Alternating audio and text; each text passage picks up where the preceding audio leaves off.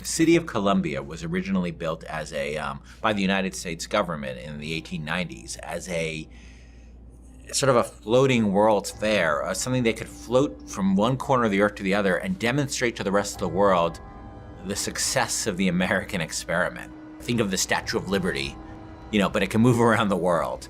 And what happened was there was a power struggle within Columbia. And this fellow who you'll sort of start to get a sense of in this demo, named Comstock, came into power in the city. And he had a bit of a different view. He had a more, extreme view of what the mission of America and the world is. And there were some people in the city who didn't like that. And that group was the Vox Populi. And it started as a sort of a resistance, almost like a student movement against, the founders, the founders group that Comstock led, as, working to help, to unionize workers, to protect the rights of minorities, things like that within the city. But as the conflict between the founders and the Vox Populi got more extreme, each side started sort of ramping up their actions.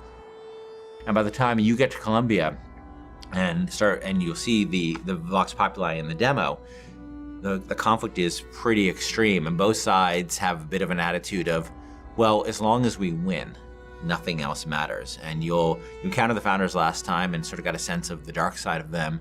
And this time you'll encounter Daisy Fitzroy, who's the leader of the Vox Populi.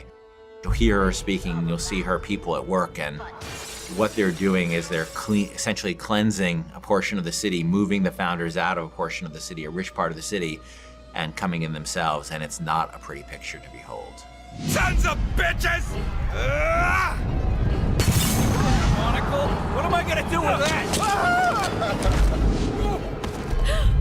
Best if we don't draw attention to ourselves. Hey! It's just a postman. He didn't hurt anybody. It's DeWitt!